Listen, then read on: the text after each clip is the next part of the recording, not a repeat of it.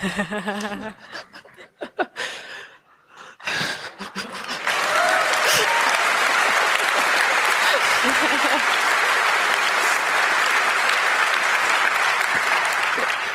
everyone, and welcome to the 33rd Chaos Communication Congress.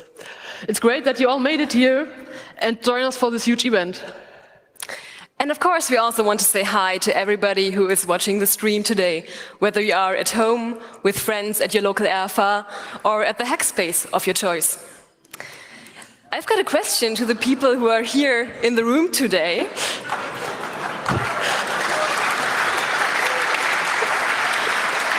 Like him, obviously. So everybody in the room, also people in this wonderful police box, who is at their first Chaos Communication Congress ever? Please wave. Wow, that's a lot. Wow. Big applause. So there are the Chaos mentees. Wow. Welcome to all of you. It's great that you found your way here. When I came to Congress first, I had mixed feelings before. Like, my first feeling was nervousness. Like, it was like, whoa, what should I do here? And there were many questions. Like, the first question was like, could I connect to people? Or would I stand like in a corner hiding because I'm intimidated by all the cool stuff people I'm doing? Would people look down on me because I'm not like the lead texter or because I'm not fluent in Perl? But, like, yeah, the following years it was okay, but like today the nervousness came back because like something to do with the stage. But yeah, we'll get better. Before I came to my first Congress, I had similar feelings. But as soon as I arrived, all my worries and fears were gone. I was so fascinated by all the blinking lights, by the awesome projects, and by the openness with which people talk to each other and work together.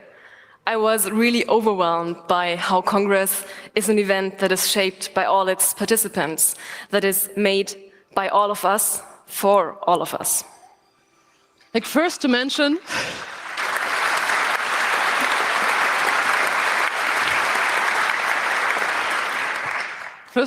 the angels. Like all those volunteers who make Congress work for us, who work for us and who can't be thanked enough. Like, they do a lot of tasks.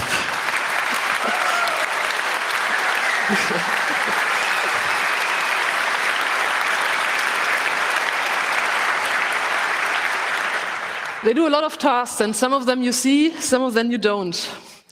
For example, they collect bottles, and you really help them by dropping your bottles at the bottle drop points when you exit those halls through the exit. In this hall, there are 16 emergency exits that are marked with a green exit sign. There are 10 main doors, 4 left, 4 right, and 2 central. 6 doors at the rear of the hall, 3 left and 3 right. Please note that the exit nearest to you could maybe be behind you.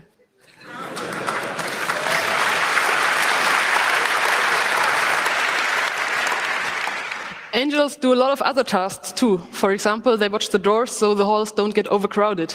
They announce speakers. They do translations and subtitle, this year also in French, sometimes. They help you if you should get lost. And they care for a constant supply of ice cubes and limes behind the scenes at the bar, so there's always enough chunk to go around.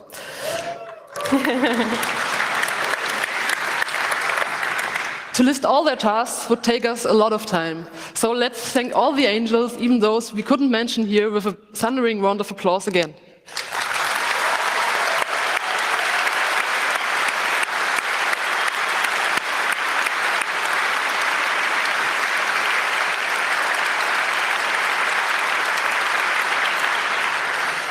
And becoming an angel is really easy. All you have to do is register in the angel system, which is on the internet, go to Heaven, which is in this building, and find a job that suits you.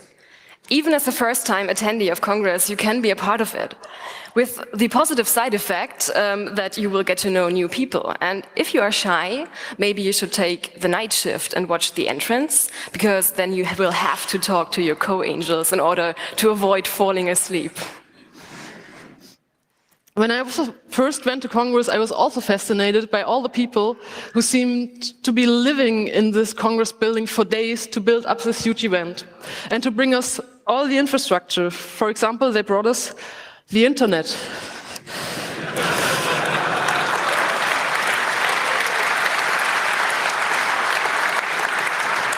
But they also bring us couches, they bring us a decked phone infrastructure, and they bring us a giant snow globe to dance in. All this is only possible because people have incorporated one guiding principle, which of course all of you know. Be excellent to each other. For sure, yeah.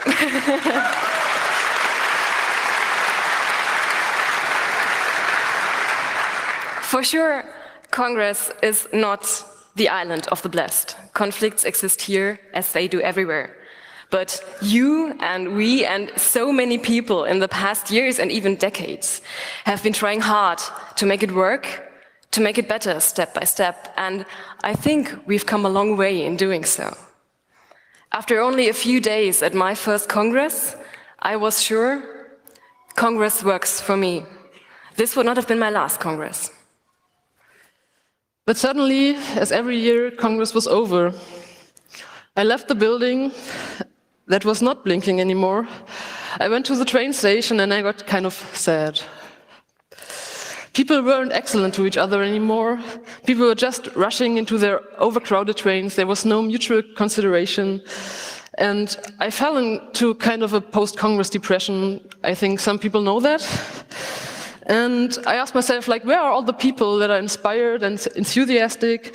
And where is like the respect towards each other, not considering like anything like features or appearance? Any day that is not a day of camp or Congress or another chaos event leaves something to be desired. I guess most of us will agree on that. But the last 12 months provided us with even more reasons to be subdued and to yearn for another world. For a few days, we will now have that. We can live another life in another world. We can do what we love and share all this with like-minded people, which is great. But when you take this year's motto, works for me, there could not be a stronger contrast to my feelings towards the world out there. There, nothing seems to work. And I've got a lot of bug reports to file. Not all of those bug reports are technical, and not all of them might be ours to fix. But they all make the world out there not work for me. Do you think it's not that bad? Then let's look at a few examples. Our freedoms are cut back more and more. In the 90s, people fought the crypto wars to make strong encryption accessible for everyone. Today, state actors call for laws that to build backdoors into products, leaving every single person less secure. Secret services all around the world infiltrate standards and software to get access to the communication of simply everyone. Didn't we learn anything since the groundbreaking revelations of Snowden? And now we rely on a few big corporations to withstand these developments, which of course they only do to keep their unique selling point. This doesn't work for me. But it's not just about the digital world, which might be a focus for many of you. Violations of human rights are at the order of the day. People all around the world face repression if they stand up against totalitarian systems and injustice. Free speech is censored and persecuted. People are facing years in prison, face being tortured or worse if they speak up and stand up against the system. All across the world, right-wing populists now dare to act in the open, and in some places they even seize power. From the idea of a connected world, we now face a shift towards parochialism, towards isolationism, and from there also to national supremacy. In this climate, aggression and hate towards perceived minorities flourish. Houses burn, people get chased through the streets, and people die. These are only like a few prominent examples. Many people on this place face existential threat every day. We don't see them or we don't feel them yet.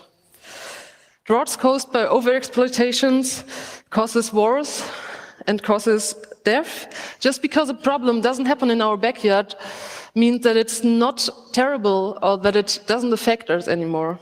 But how long do we dare, and I include myself, to look away and to ignore this? Does this really work for us?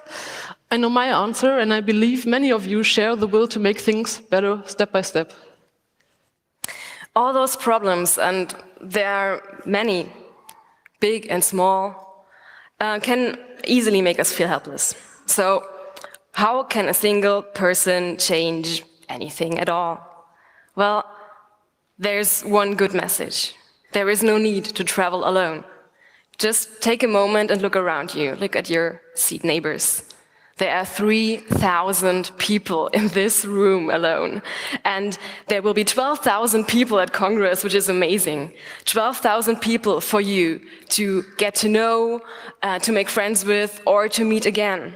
And all of you have unique skills, big ideas, and all of you can do great stuff. It's up to us not to just make Congress work for us, but to use this Congress to connect, to share ideas, skills and knowledge, to work on projects, start new projects and connect to people. It is up to us not to stay in the gated communities that evolved and transport what we do here in Congress and what we start here to the outside world. We cannot hide under a cozy blanket and wait until the world magically gets better again. Now more than ever, it's time to take action. This is not a game, there is no game. You can start right now. Gather into gangs and practice for the coming year. After you got your wristbands, you had the opportunity to get, wait, where did I have it? One of these cards. Who got one already? Yeah, that's a few. That can be improved. Okay, you know what to do.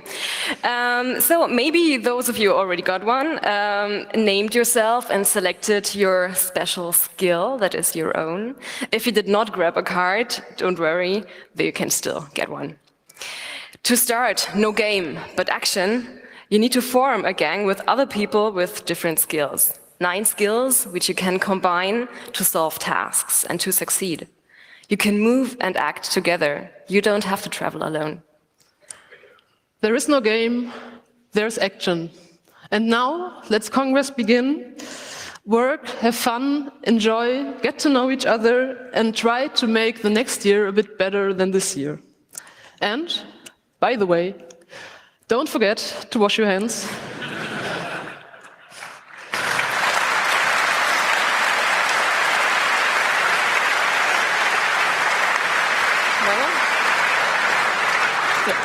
Wash your hands, take a shower from time to time, and don't forget to sleep and eat. Thank you.